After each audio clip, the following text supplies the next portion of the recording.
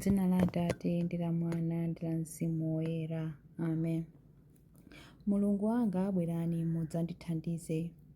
Ulemu ukhale kwa Atate ndi kwa Mwana ndi kwa Mzimu Woyera, monga panali poyamba, tsopano ndi masiku onse, ndi pa nthawi zosatha. Amen.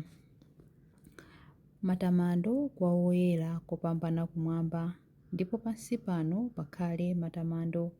Mawu ake onse odabwitsa kwambiri, njira zake zonse ndi zokhulupirika.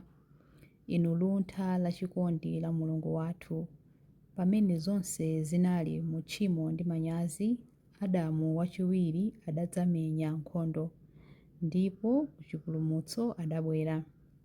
Inu chikondi cha nzeru zoposaposa, thupi lija ndi magazi, mmene Adamu adalephera, akuyenera kulimbana mwatsopano ndi adani awo, akuyenera kulimbana ndi kupambana. Ndipo mphatso yapamwamba yoposa chaulere ngati thupi ndi magazi ziyeretsedwa, kupezeka kwa Mulungu ndiponso Iye mwini wake, ndi kufunika kwa umulungu wonse.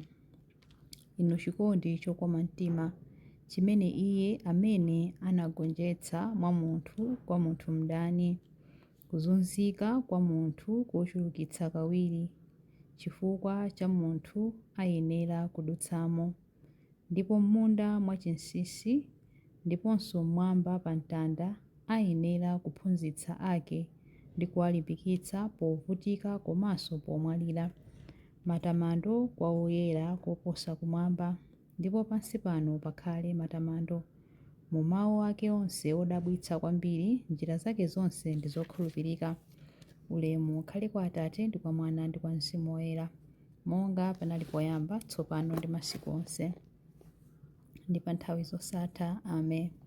Chilimbi 1. Wamkulu ndi Ambuye Mulungu wathu, wopambana milungu ina yonse. Tamandani dzina la chauta, perekani matamando inu atumiki a chauta, inu amene mumatumikira mnyumba ya chauta, mabwalo a nyumba ya Mulungu wathu. Tamandani chauta popeza ngwabwino, muyimbireni nyimbo zotamanda dzina lake, popeza nlokoma kwambiri. Wadzisankhulira Yakobe kuti akhale wake, Israeli kuti akhale chuma chake. Pakuti ndimadziwa kuti chauta ndi wamkulu, kuti chauta Mulungu wathu ndi wamphamvu kupambana milungu yonse. Chilichonse chimene chauta amafuna kuchita amachitadi kumwamba ndi pa dziko lapansi, m'nyanja ndi monse mozama. Ndiye amene amatulutsa mitambo ku mathero a dziko lapansi, amene amachititsa zing'aning'ani za mvula, amene amawombetsa mphepo kuchokera mu nkhokwe zake. Ndiye amene adapha ana achisamba ku Igupto, ana a anthu ndi anyama zomwe, amene adaonetsa Farao ndi atumiki ake onse zizindikiro zamphamvu ndi zodabwitsa m'dziko la Igupto. Ndiye amene adawononga mitundu yambiri ya anthu ndi kupha mafumu amphamvu aja, Sihoni mfumu ya Aamori ndi Ogi mfumu ya ku Basani, pamodzi ndi maufumu onse a ku Kenani. Adapereka dziko lawo kuti likhale cholowa cha Israeli anthu ake. Ulemu ukhale kwa Atate ndi kwa Mwana ndi kwa Mzimu Woyera, monga panali poyamba, tsopano ndi masiku onse, ndi pa nthawi zosatha. Amen. Wamkulu ndi Ambuye Mulungu wathu, wopambana milungu ina yonse. Chilimbi 2. Inu a nyumba ya Israeli, yamikani Ambuye, ayimbireni masalimo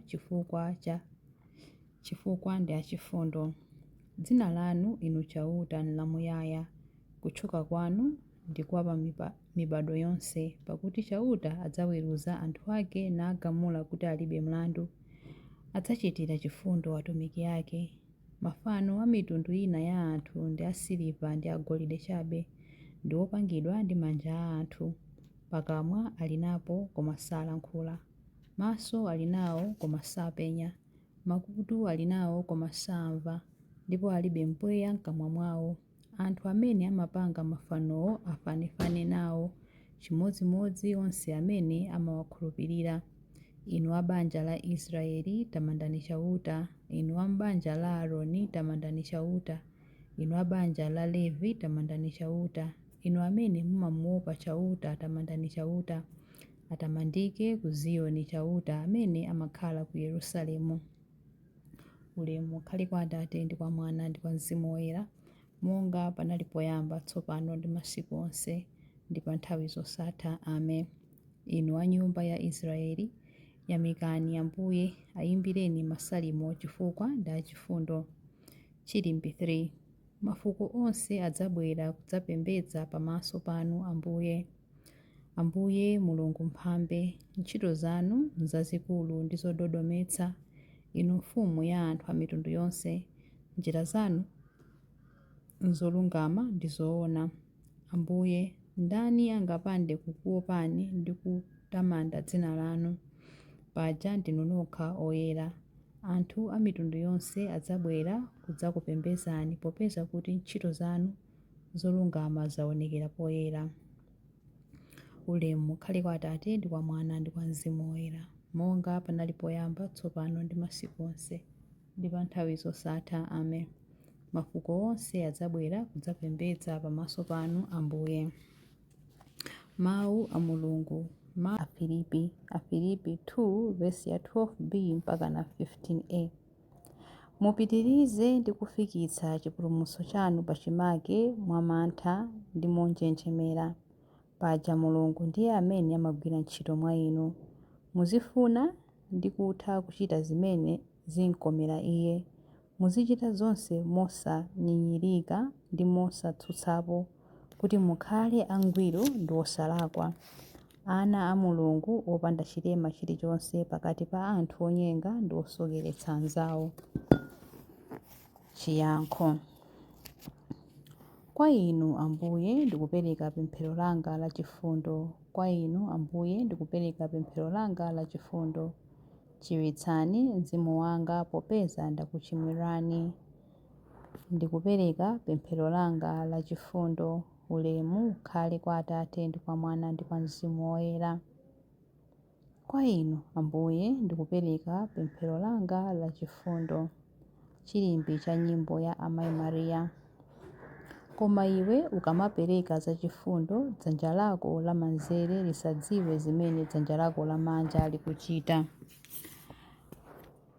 Mtima wanga ukutamanda Ambuye, ndipo mzimu wanga ukukondwera mwa Mulungu mpulumutsi wanga, popeza kuti wayang'ana kutsika kwa mtumiki wake. Ndithu kuyambira tsopano anthu a mibado yonse adzanditcha wodala. Iye amene ali wamphamvu wandichitira zazikulu, ndipo dzina lake ndoyera. Amawachitira chifundo anthu a mibado ndi mibado amene amamulemekeza. Wachita zamphamvu ndi dzanja lake, wabalalitsa anthu a mtima wonyada. Mafumu amphamvu wawatsitsa pa mipando yawo yachifumu, anthu wamba nkuwakweza. Anthu anjala wawakhutitsa ndi zabwino, anthu olemera nkuwabweza osawapatsa kanthu. Wadzathandiza anthu ake a Israeli pokumbukira chifundo chake. Izi ndi zomwe adalonjeza kuti adzawachitira makolo athu akale aja, Abrahamu ndi zidzukulu zake mpaka muyaya. Ulemu ukhale kwa Atate ndi kwa Mwana ndi kwa Mzimu Woyera, monga panali poyamba tsopano ndi masiku onse ndi pa nthawi zosatha. Amen. Koma iwe ukamapereka za chifundo, dzanja lako lamanzere lisadziwe zimene dzanja lako lamanja likuchita. Mapemphero. Ulemerero wonse ndi matamando zikhale kwa Mulungu, popeza m'magazi a Khristu wavomereza pangano latsopano lamuyaya ndi anthu ake, ndipo akulipanga mwatsopano mu sakramenti la paguwa. Tiyeni tikweze mawu athu popemphera kuti: dalitsani anthu anu Ambuye. Ambuye, tsogolerani maganizidwe ndi mitima ya anthu ndi ena onse ogwira ntchito zotumikira anthu, athe kufunafuna ubwino wokomera onse. Dalitsani anthu anu Ambuye.